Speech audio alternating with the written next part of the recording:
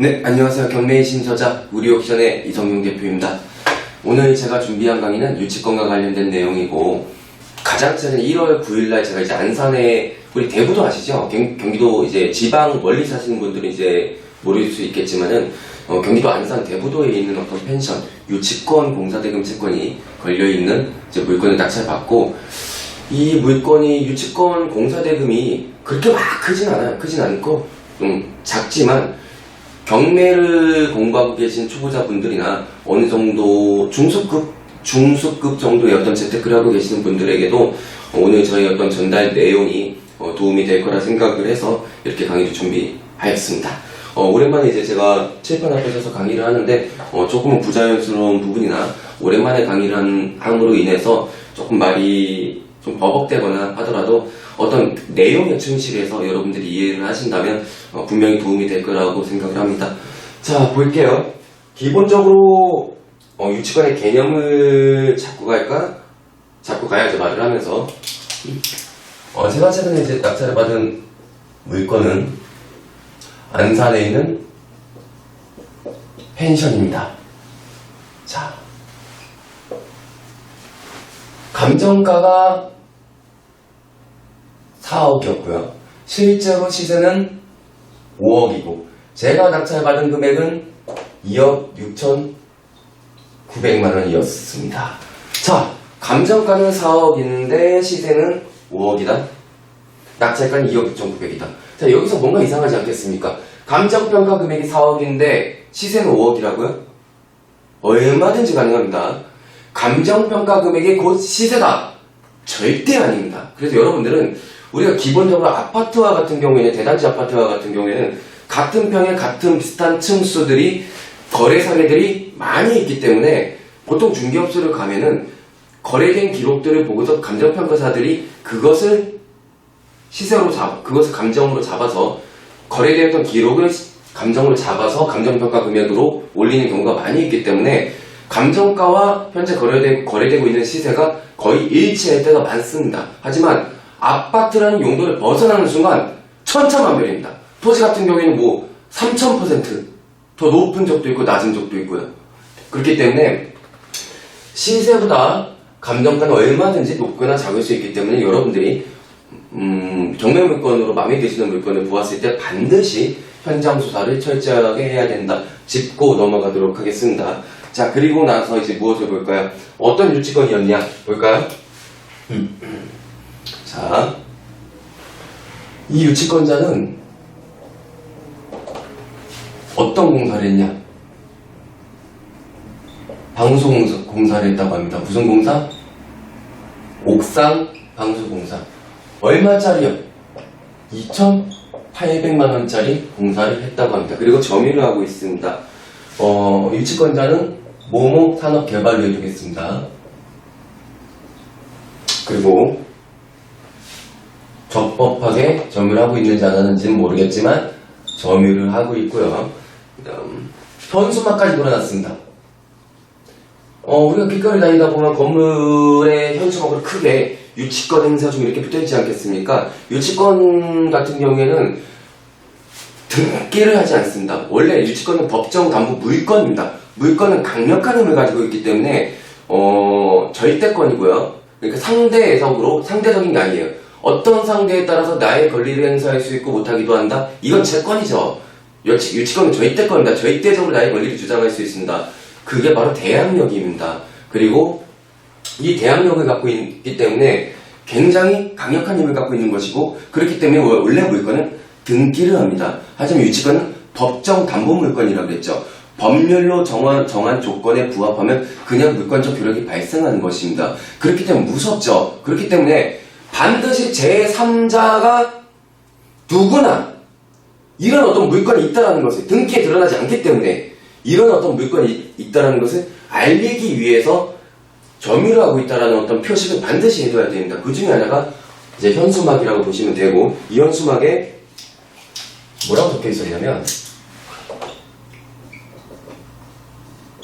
법적 판결로 인한 적법한 유치권을 행사 중이라고 해 놓았습니다. 그런데 정말 이상한 게 제가 이 물건이 입찰하기 전에 무엇부터 알았냐면은 이 펜션은 12개의 동이 있습니다. 그리고 제가 조사를 해본 결과 2,800만원에 대해서 옥상방수공사 대금을 가지고 있고 이 대금을 받기 위해서 이 채권을 갖고 있기 때문에 이 채권을 비롯하여 내가 유치권 행사를 하고 있다. 그렇기 때문에 난 2,800만원을 받을 때까지 그 아무도 이 펜션, 이 부동산을 이용하지 못한다. 꽁꽁 묶고 있는 거예요. 대항력이 있다고 그랬죠. 그 누구에게든. 자, 그런데 말이죠.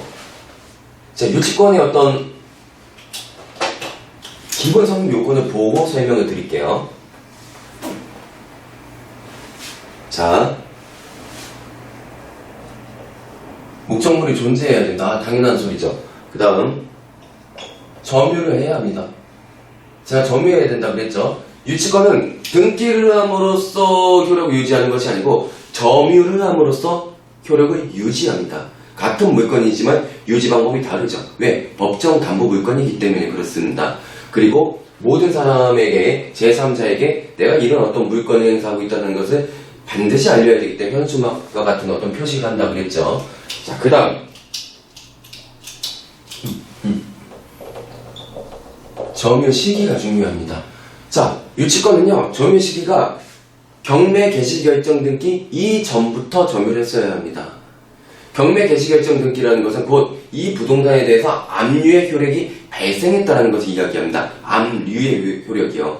이 압류의 효력이 발생한 이후에 유치권을 행사한다? 인정해주지 않겠다라는 것입니다. 그래서 우리가 경매 물건을 보다 보면은 집행관 현황 조사서를 한 번씩 봅니다. 중요합니다. 경매 잘 모르시는 분들은 잘 안 봐요. 안 돼요. 꼭 봐야 돼요. 현황 조사서에 만약에 집행관 현장에 갔을 때 소유자 점유라고 적어 놓았어요. 집행관 현황 조사를 언제 나가죠? 경매 개시 결정 등기가 되고 나서 판사가 네가 가서 누가 점유를 하고 있고 이 물건의 현황은 어떤지 좀 조사해와라. 네가 총대를 좀 메고. 자, 그러면은 경매 개시 결정 등기가 된 이후입니까? 이전입니까? 이후죠. 반증되는 거이지 않겠습니까? 집행관 현황 조사서가 집행관 현황 조사서에 소유자 점유라고 적혀 있다면 말이죠. 그래서 여러분들은 점유 시기까지 잘 보아야 됩니다. 유치권자가 경매 개시 결정 등기 이전부터 점유를 했다. 유치권이 안 된다. 가장 쉬운 것으로는 집행관 현황 조사서를 보았을 때 소유자 점유라고 적혀 있었다면 이거는 경매 개시 결정 등기 이전에는 점유를 안 하고 있었다는 것이다. 그렇기 때문에 유치권이 인정되지 않는다. 이렇게 한번 좀 찍고 들어가고요. 그 다음 네 번째로는 결련성이요. 이 목적물로부터 채권이 발생했어야 됩니다. 이 목적물로 인해서 채권이 발생했어야 됩니다. 채권은 특정 상대방에 대해 어떠한 행위를 청구할 수 있는 권리입니다. 특정 상대방에게만 어떤 행위를 청구할 수 있는 권리입니다. 그래서 금전채권이면 돈을 가지고 특정 상대방에게 돈을 달라고 청구할 수 있는 권리입니다. 그래서 이 채권이 목적물로부터 발생했어야 된다는 것이 바로 결련성입니다. 이 목적물과 결련성이 있어야 된다라고 이야기합니다. 그랬을 때만 채권이 있더라도 유치권 행사를 할 수가 있습니다. 예를 들어서 야, 너 내가 3천만 원 빌려줄 테니까 너 꼭 돈 갚아라. 대신 네가 돈 안 갚으면 저기 있는 거 너희 집 내 거 할 거야. 알았지? 그러니까 계약했다. 이 사람 돈 안 갚았어요. 그 다음 내가 여기 이 부동산에 가서 내가 유치권 행사할 수 있을까? 계약서에 그렇게 적어놨다고 해서 유치권 행사를 할 수 있을까? 아니, 채권이 있는 건 인정한다니까? 금전 채권이 있는 건 인정한다고요. 그런데 유치권 행사를 할 수가 있냐고요. 결련성이 안 된다는 것입니다. 그 목적물로부터 발생해야 된다는 겁니다. 그럼 공사를 했거나 내가 건물을 지었거나 그럼 이 목적물로부터 금전채권이 발생한 것이기 때문에 돈을 달라고 그 부동산에 대해서 이제 유치권 행사를 할 수 있는 것이죠. 그래서 이 결련성이라는 부분 정확하게 알고 계셔야 되고 다섯 번째는 불법 점유가 아니어야 되고요. 당연하죠. 적법하면 점유해야 되겠죠. 그럼 뭐 불법 점유는 당연히 안 되죠. 채권이 변제기에 도래했어야 합니다. 뭔 말이냐면은 도급 계약을 합니다. 야, 돈 줄 테니까 건물 지어줘. 알았어, 돈 줘. 내가 건물 지어줄게. 도급 계약이 체결됩니다. 그랬는데 이 계약을 체결하고 공사를 해주고 돈 받을 시기가 되었어야 돈을 달라고 할 수 있다. 이때부터 유치권 행사를 할 수 있다라는 말입니다. 뭐 당연한 소리죠. 돈 받을 때가 되어서 유치권 행사해라. 그때 돈 안 주면 이 말이고, 7번째 유치권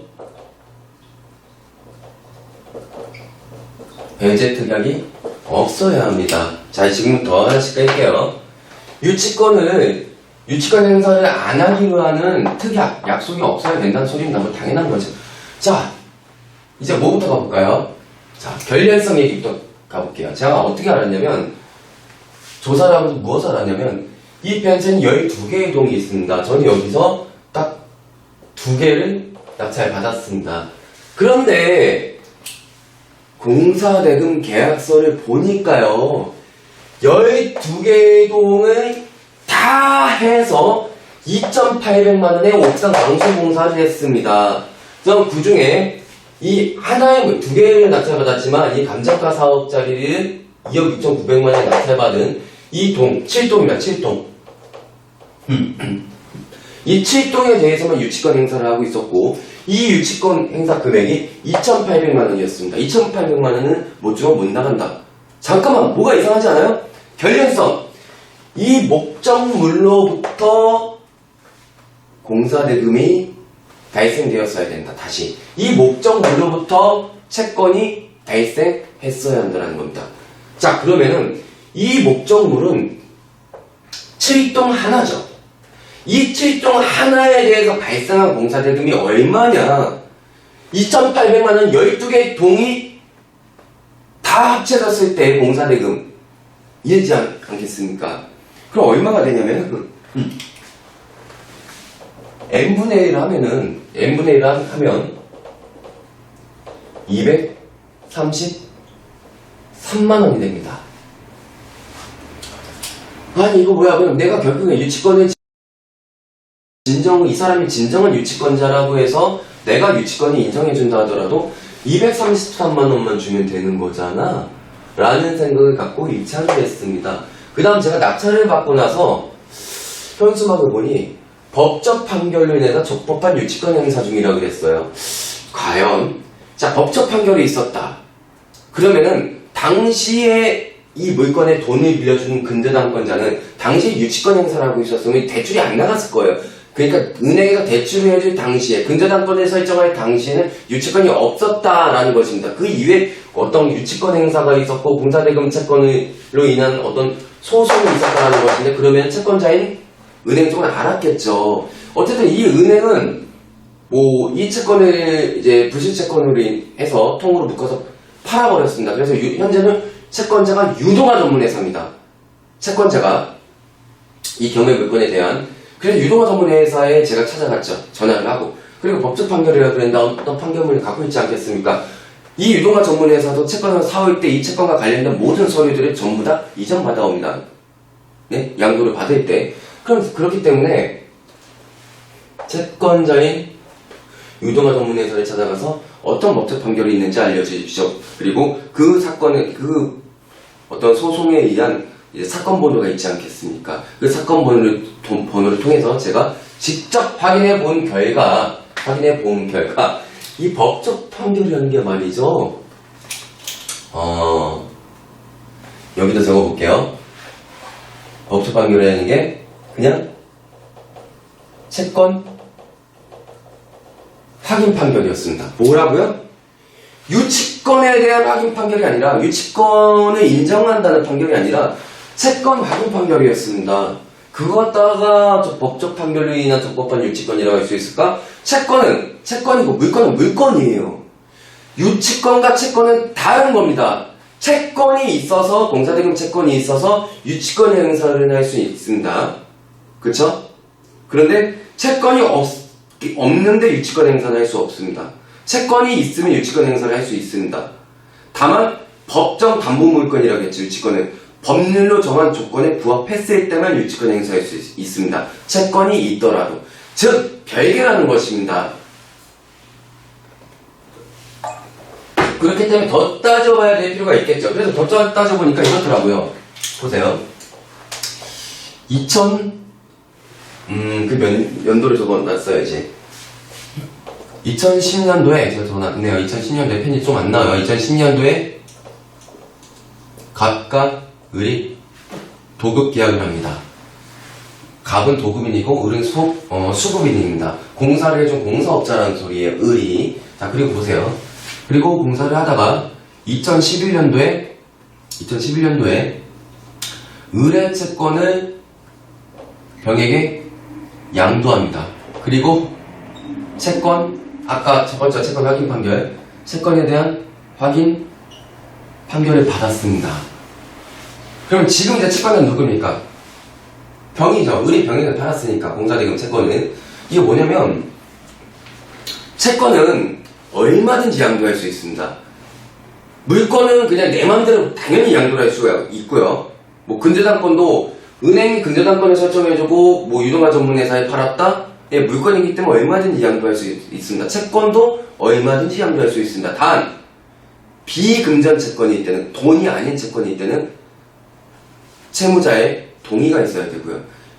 금전 채권일 때는 채무자의 그냥 통지만 해버리면 됩니다. 그렇기 때문에 이 을이 병에게 채권을 양도를 하는 데 있어서 채무자는 누구겠습니까? 갑이 아니죠. 잠깐만요. 갑이죠. 갑에게 이제 통지만으로 된다고 했죠. 잠깐 헷갈렸습니다, 제가. 이 통지를 할 때는 갑에게 그냥 통지만 해주고, 통지를 함으로써 양도효력이 발생하는데 이제 실무적으로 어떻게 하느냐 가르쳐 드리려고 하다 보니까 말이 잠깐 꼬였습니다. 이럴 때 어떻게 하냐면 채권 양도할 때는 보통 을과 병의 채권 양도 계약서를 쓰고 공증을 받습니다. 공증을 받고 내용 증명으로 채무자인 갑에게 나의 채권을 병한테 넘겼으니 앞으로 병에게 네가 채무를 갚으면 된다라고 이렇게 통지를 합니다. 그럼으로써 효력이 발생을 하고 이렇게 양도하면서 동시에 뭐까지 같이 있겠습니까? 유치권, 양수 계약까지 함께 했지 않겠습니까? 자, 그 다음에 제가 무슨 말을 하려고 하냐면 그 다음에 2014년도에 갑이 을을 상대로 유치권 부존재 소송을 해서 유치권 부존재 판결을 받아냈습니다. 이유는 유치권 포기각서가 있었기 때문입니다. 2014년도에 갑이 을을 상대로 유치권 부존재 소송을 해서 판결문을 받았고 그 판결의 근거는 유치권에 대한 포기각서가 있었다는 겁니다. 뭐라고 했어요 아까? 유치권 배제 특약이 없었어야 된다고 그랬죠. 근데 유치권 배제 특약이 있었네요. 유치권 포기각서는 유치권 배제 특약이죠. 당시에 도급계약을 하면서 유치권 포기각서를 적었다는 것입니다. 자, 그럼 끝났죠? 이 유치권 끝났습니까? 안 끝났습니까? 유치권 무너진 거예요. 그런데 이 사람이 법적 판결로 인한 적법한 유치권 행사 중이라고 한 것은 얘가 말하는 논리는 뭐냐면 채무자인 갑이 을을 상대로 이렇게 유치권 소송을 하지 않았냐. 나는 병이다. 새로운 사람이다. 을에 대해서 유치권 부존재 판결을 내린 것이지 병인 나에 대해서 유치권 부존재 판결을 내린 것이 아니다. 그리고 나는 적법하게 법적 판결로 인해서 유치권 행사를 하고 있다. 판결문 봐라. 봤다. 채권이 있다라는 확인 판결이다. 공사대금 채권을 네가 양수해오지 않았냐, 매수해오지 않았냐, 이전 받아오지 않았냐. 그러니까 채권은 병인 너한테 있다. 근데 채권이 너한테 있다는 거 맞다. 그렇기 때문에 갑 찾아가서 돈 받아라. 유치권은 깨졌다. 무슨 말이냐면 네가 가지고 있는 총은 가짜 총이다. 가짜 총이라고 이미 한번 판결이 된 거를 네가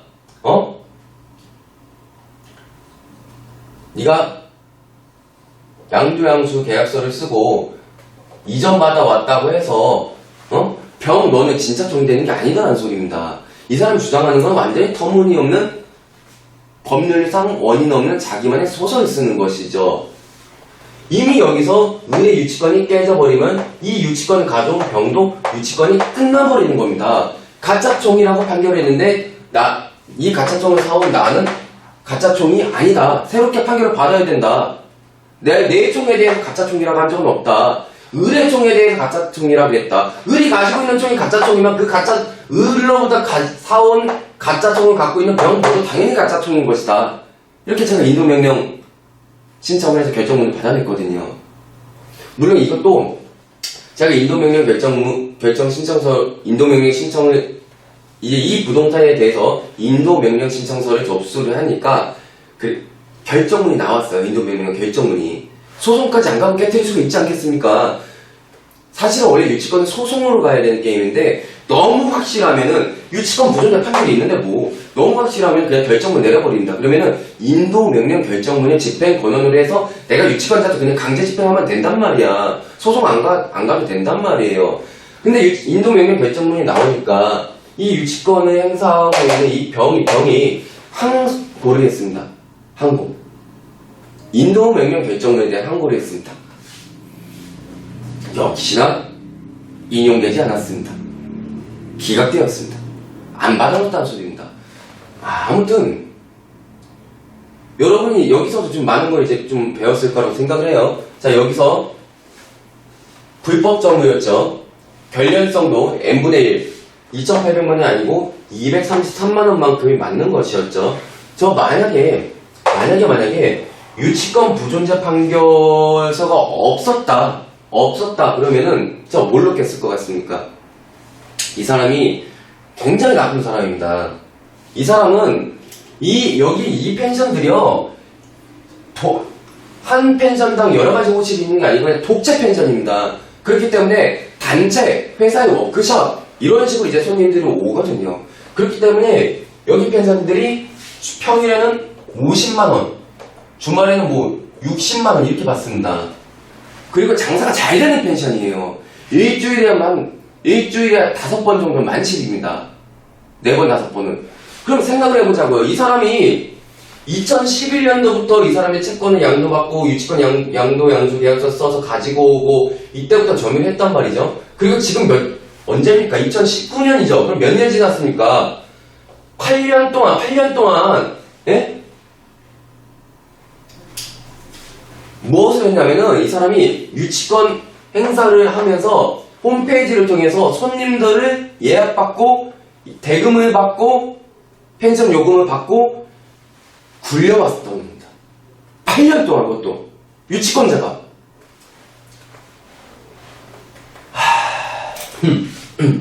민법 제 몇 조죠? 323조에 보면은 유치권자의 과실 수취권에 대한 이야기가 나옵니다. 여기서 보면 유치권자는 이제 과실이라는 게 이제 어떻게 보면은 이렇게 과실이 이제 법정 과실인데 천연 과실이 이제 열매나 뭐 이런 걸 얘기하는 거고 법정 과실인데 유치권 행사를 하고 점유를 하면서 이 부동산에 대여를 해주거나 아니면 임대를 해주거나 함으로써 들어온 어떤 대금을 자신의 유치권 채권에 이제 충당시키는 것에 대해서 허용이 됩니다. 단 소유자의 동의가 있어야만 인정이 됩니다. 근데 소유자에 대한 동의가 없이 지 맘대로 강제로 8년 동안 장사에 처먹은 겁니다. 그 한 호실만 가지고 보자고요. 30일 중에 20일 동안 채웠다? 그럼 50만원씩만 해보자고. 50만원씩만? 그럼 얼마야 벌써? 1000만원이죠, 1000만원. 그쵸, 맞나요? 8년 동안? 자, 1000만원이에요. 한 달이면 1000만원 맞나요? 그럼 12달이면 얼마예요? 1억 2천만원 맞나요? 네? 1억 2천만원씩 8년이면 또 얼마예요? 와, 거의 10억 가까이 되죠. 여기서 뺄 거 다 뺀다 하더라도 적어도 한 8억? 정도 8억 정도 수익 봤을 겁니다. 왜냐면 얘들이 제가 이거 사업자를 안 내고 하고 있거든요. 그럼 세금도 안 냈을 거라고. 응? 자, 그러니까 어쨌든 현금으로만 결제를 받았다는 것이겠죠. 홈페이지를 통해서 소유자의 동의 없이 과실을 수취해서 자신의 채권에 충당해왔다. 이것만으로도 또 유치권 무전된 판결이 없더라도 유치권을 깨뜨려버릴 수가 있습니다. 그런데 소유자의 동의가 있었다 하더라도 이 사람 깨집니다. 왜냐면 2,800만 원을 받을 이유로 유치권을 행사하고 있는데 그는 8년간 벌써 거의 8억이라는 돈을 챙긴 겁니다. 그러면 이 채권을 다 충당했음에도 불구하고 불법 점유를 한 것이지 않겠습니까? 거기에다 플러스해서 뭐가 있습니까? 이제 부당이득을 취한 겁니다. 2,800만 원 이상의 금액을 그 부당이득 반환 청구 소송을 해서 이 나머지 돈까지 전부 다 손해배상으로 뱉어내게 만들어야 된다는 것입니다. 유치권은 당연히 끝난 것이고 이해되십니까? 여기서 이제 우리는 뭘 배웠나요? 목적물로부터 발생해야 되는 채권이 목적물로부터 발생해야 되는 어떤 결련성에 대해서 배웠고 결련성이 이 딱 목적물 하나에서 나온 공사지금 채권이어야 한다는 것입니다. 그래서 여러 가지 동을 지어놓고 여러 가지 동호에 대해서 묶어서 하나의 유치권 금액을 행사하면서 하나의 동호에 대해서 전체 금액을 제시한다는 것은 잘못되었다. 결련성에 안 맞는다라는 것을 알고 여러분들이 n분의 1 계산을 해서 들어가셔야 된다는 것을 알려드린 것이고 채권은 양도할 수 있다는 것을 오늘 배웠죠. 그러면서 함께 유치권도 양도할 수 있습니다. 보통 실무적으로는 공증하고 내용 증명으로 채무자에게 통지해버리는 순간 이 채권의 이전 효력이 발생합니다. 그런데 채권이 이전되었다고 해서 유치권까지 꼭 인정된다는 것은 절대 아닙니다. 채권과 유치권은 별개의 권리라는 거 여러분들이 아십시오. 그래서 채권을 인수받아서 네가 적법한 이제 양도받은 채권자는 될 수 있을지언정 유치권이 진정한 유치권이 아니면은 절대 네가 채권자라고 해도 유치권이 인정 안 되는 것이다. 유치권과 채권은 다르다. 이거를 배웠고요. 그리고 유치권에 있어서 민법 제323조에 의하여 과실수취권이라는 것이 있는데 유치권은 얼마든지 차임을 임대차를 주고 차임을 받아서 아니면 어떤 대여를 해서 대여 대금을 받아서 자신의 유치권 행사를 하면서 자신의 자신의 채권 금액을 얼마든지 충당할 수 있다. 단 소유자의 동의가 있어야 된다. 반드시 동의가 없으면 그 유치권은 깨져버린다. 적법한 점유를 하고 있는 게 아니죠. 그래서 유치 소유자의 동의가 없으면은 이제 선감주의 의무를 제대로 하지 않았다고 합니다. 선량한 관리자로서의 주의 의무를 다하지 않았다는 이야기입니다. 법률적으로. 그래서 여러분들이 이 내용만 가지고도 여러분들이 이제 어떤 유치권 물건이 있을 때 분석을 할 때 같이 어떤 응용을 하고 어떤 이 사안을 가지고 이해한 내용만으로도 꼬리에 꼬리를 잡고 또 이제 어떤 응용된 어떤 추리가 가능할 것이라고 판단이 됩니다. 유치권 물건을 보일 때요. 아무튼 이건 1월 9일날 두채 낙찰받은 것이고 두 번째로 다른 얘기를 해볼게요. 지금 부동산 경기가 많이 침체되어 있죠. 그러다 보니까 전국적으로 부동산 거래가 뚝 거의 철벽이 된 상태입니다. 저는 모르겠어요. 보통은 부동산 경기가 안 좋고 침체가 되면 다른 수단의 어떤 다른 투자 수단을 알아보거나 다른 투자를 하거나 아니면 조금 전체적으로 전망을 한다거나 그렇게들 많이들 하시는데 저는 이제 부동산 경기가 침체되면서 요 몇 개월간 굉장히 많은 투자를 했습니다. 저는 반대로 더 많은 투자를 합니다. 그래서 여러분들이 자금이 있는 상태라고 하면 지금처럼 경기가 좋지 않을 때 투자를 많이 하시는 게 저는 더 좋다고 봅니다. 왜냐면 일단은 경매 투자라는 데 있어서 경쟁률이 굉장히 적어집니다. 그리고 더 낮게 낙찰을 받을 수가 있습니다. 낮게 낙찰 받으면 뭡니까? 안 팔리는데 영원히 안 팔려요? 부동산 경기가 회복 안 될까요? 그리고 부동산 경기가 안 좋으면 정말 아무도 부동산을 안 살까요? 여러분들 하나의 부동산을 보면서 이제 우리 대한민국은 실거래가 제도가 있지 않겠습니까? 실거래 신고를 합니다. 그쵸? 실거래가 검색을 하다 보면 물건을 보고 국토해양부 실거래 검색하면 예전보다 좀 줄었을 뿐이지 좋은 부동산은 계속 거래가 되고 있습니다. 그럼 좋은 부동산을 잡아서 내가 투자를 하면 되는 것이고 그러기 위해서 여러분들이 공부하는 거 아닙니까? 공부를 하고 지금 같은 불경기에 여러분들이 투자를 많이 해야 된다는 소리를 제가 하고 있는 겁니다. 저희 우리옥션 네이버에 우리옥션이라고 검색을 하신 홈페이지가 뜹니다. 그리고 PC 버전을 보시면은 이 대표 컨설팅 펜이 잘 안 나오니까 파란색으로 쓸게요. 이 펜을 바꿔야겠네요. 이 대표의 컨설팅 제안 물건이라는 컨텐츠가 또 있습니다. 이 제안 물건이 뭐냐면은 제가 정말 수익이 잘 나는 물건, 소액으로 뭐 3천만원, 4천만원, 또 때로는 뭐 1억 이 정도의 어떤 가지고 있는 현금, 동원될 수 있는 현금 금액을 가지고 2배 수익을 낼 수 있는, 그리고 어떠한 상황에서도 반드시 선방을 하는, 경기가 안 좋아도 나는 무조건 수익을 얻으면서 편하게 수익 양도 차익까지 누리고 매매를 할 수 있는 안정적인 하지만 고수익이 되는 물건들을 계속적으로 이데이 컨설팅 제한 물건을 제가 업로드를 시켜드리고 홈페이지에 업로드를 시켜드리고 관심이 있으신 분들에 대해서만 제가 PPT로 만든 보고서를 보내드리고 그리고 이 물건에 대해서 투자를 하고 싶으신 분들에 대해서는 또 컨설팅을 해드리게 되는 어떤 구조인데요. 이 구조 안에서 가장 최근에도 이런 것들을 많이 납치해 봤습니다. 왜 지금 불경기에도 성공할 수가 있냐면 다가구입니다. 다가구가 뭐죠? 다가구? 소유자가 한 명입니다. 소유자가 한 명인데 여러 호실이 있는 게 다가구입니다. 그러니까 각각의 독립된 호수마다 독립된 소유권이 있으면 이런 것을 보고 구분 건물이라 그러고 집합 건물이라 그럽니다. 그런데 여러 호수가 있음에도 불구하고 통으로 건물의 소유자는 단 한 명일 때 이런 물건을 보고 다가구라고 이야기를 합니다. 뭐 당연히 이해 가셨겠죠. 다가구라는 개념에 대해서 많이 보셨을 테니까. 자, 이게 제한 물건으로는 최근에 낙찰받은 것 중에 하나는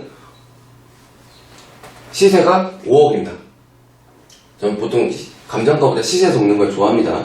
뭐 감정가가 중요하지 않다는 것은 아니고, 그리고 이제 임대료가 전체 보증금이 15개 호실이 있습니다. 15개 호실이 여기 15개 호실이 있습니다. 15개 호실을 다 합쳐서 보증금이 얼마였습니까? 맞아. 2,500에 월세는 월 370만원이 나옵니다. 자, 이 물건을 얼마에 낙찰 받았냐면 2억 얼마에 받았지? 제가 적어놨습니다. 예, 맞습니다. 2억 5천에 낙찰을 받았습니다. 반값이죠. 그리고 여기에 90% 대출이 받습니다. 금리는 4.5%입니다. 신탁대출입니다. 신탁대출이라고 하면은 명의신탁인데 사실은 이거 짚고 넘어갈게요. 신탁대출.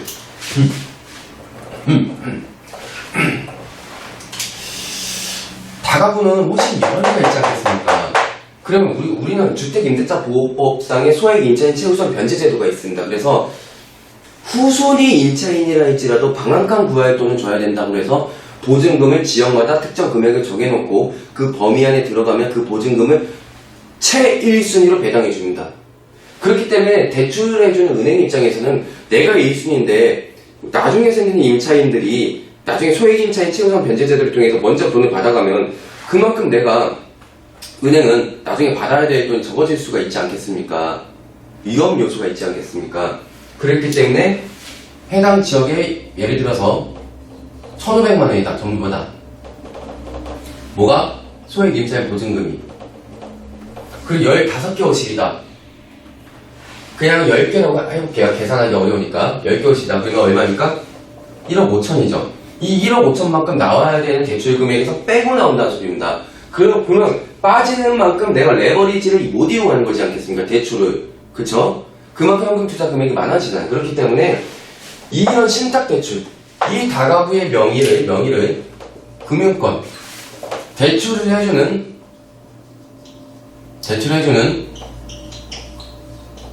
금융권을 이제 소유자로 하는 것입니다. 명의만. 실제 소유자는 나지만, 사실적 소유자는 나지만. 그렇게 함으로써 대출을 하면 나중에 이제 임대를 줄 때 이 보증금이 들어올 때 우리가 월세 주지 않겠습니까? 그러면 이 월세 보증금이 자동으로 이 금융권에 대출해준 금융권에 대출금에서 이제 빠지는 쪽으로 납부를 해야 합니다. 그러니까 대출금 상환으로 쓰인다는 것이죠. 보증금이 바로 그런 어떤 조건들이 있고 임대나 매매를 할 때 해당 대출해준 금융권으로부터 이제 하나의 어떤 기본적인 확인서를 받아서 계약을 해야 됩니다. 왜냐하면 명의가 은행 쪽으로 있기 때문에. 근데 그 절차가 한 개도 불편하지 않아요. 그냥 내가 소유자입니다. 편해요. 그렇기 때문에 신탁 대출을 통해서 방공제 없이 소액 임차인 최우선 이 보증금에 대한 공제 없이 만땅으로 90%까지 대출이 가능합니다. 그러면 현금 얼마 쓰는 겁니까? 현금이 2,500만원 쓰는 거 맞습니까? 2,500만원? 그쵸? 자, 2,500만원으로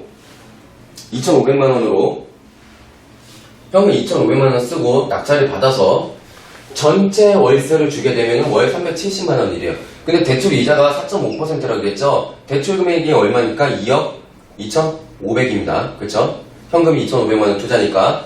그럼 이거에 대해서 4.5% 대출 이자까지 빼버리고 연순이익을 계산하면 얼마가 나오냐면 미리 계산을 해두었습니다. 연순수익이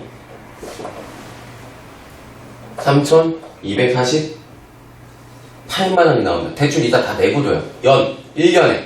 그리고 보증금이 전체 보증금이 15개월 실합친 전체 보증금이 2,500만원이라고 그랬죠. 내 투자 금액이 얼마입니까? 2,500만원이죠. 이 보증금 들어온 거에서 내 투자금까지 빼버리니까 내 투자금은 얼마가 돼요? 빵원이 됩니다. 이걸 보고 무피 투자라고 얘기합니다.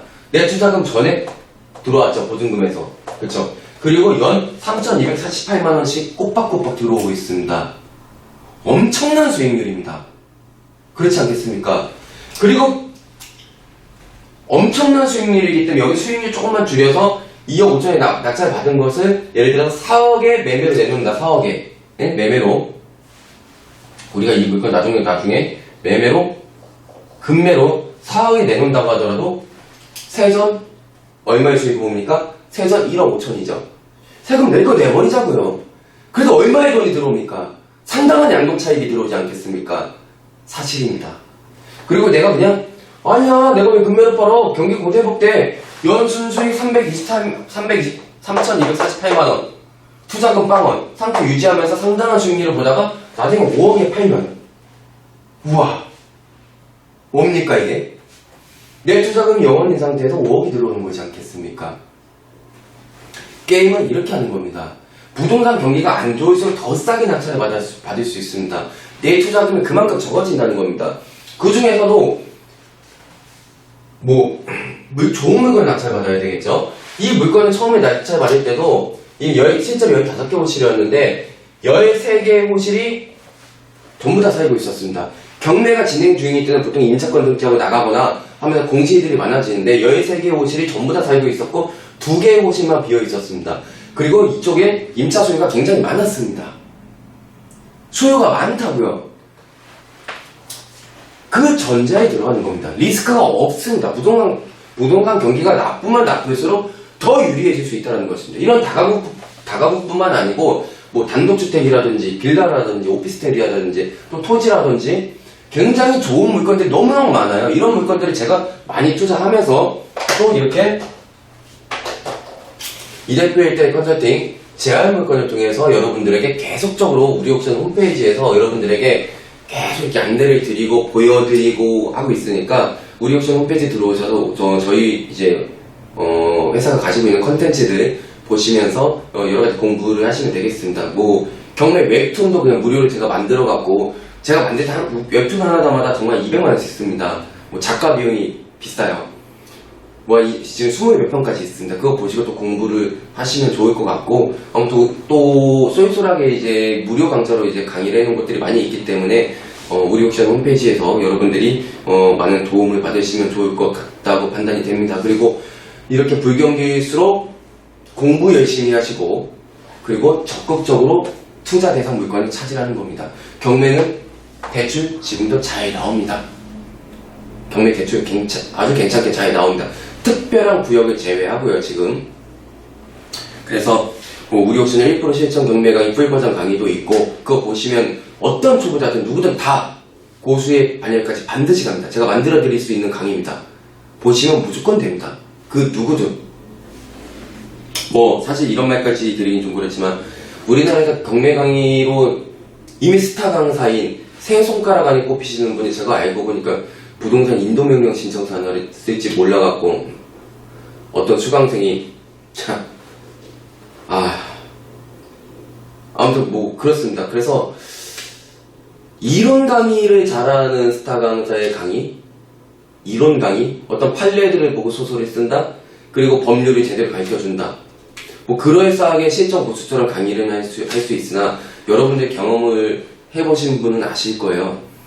실무 능력이 별로 없는, 경험이 없는 강사들, 그런 강사들이 또 고수인 척 또 TV에 나오고, 그런 분들 강의를 듣고 나서 실제로 상당한 수준급의 실력을 갖고 투자를 하게 되는 수강생들이 배출이 안 됩니다. 진짜 실무 경험이 많으신 분들이 저는 제 실제로 보면 제가 두세 손가락 안에 꼽히시는 것 같아요. 그래서 어떤 사람의 강의를 듣느냐가 굉장히 중요한 거고, 또 저를 신뢰하신다고 하면 1% 실전 경매 강의 풀버전 꼭 보시고, 그리고 지금처럼 경기가 안 좋을 때 꼭 투자를 많이 하실 수 있는 기회를 만드시기 바랍니다. 분명히 정말 항상 IMF 때 부자가 나오는 것이고요. 부동산 경기가 안 좋을 때 더 좋은 부동산에 투자를 해서 수익을 보는 것이고, 항상 상승 곡선에 내가 뛰어든다는 것은 내가 대다수의 사람들과 같기 때문에, 대다수의 사람들이 부자가 아니라는 것은 나도 대다수의 길을 갖고 가고 있기 때문에 꼭 부자가 될 가능성이 적다. 뭐 이렇게 단순하게 말씀드리면 기분 굉장히 나쁠 수 있겠지만 단순하게도 그렇습니다. 그래서 공부 많이 하시고 경기가 안 좋을 때 더 실력을 갖고 투자할 수 있는 능력을 갖추시기 바라겠습니다. 그래서 오늘 강의는 여기까지 하도록 하고 다음에 또 찾아뵙도록 하겠습니다. 지금까지 경매의 신저자 우리 옵션의 이성용 대표였습니다.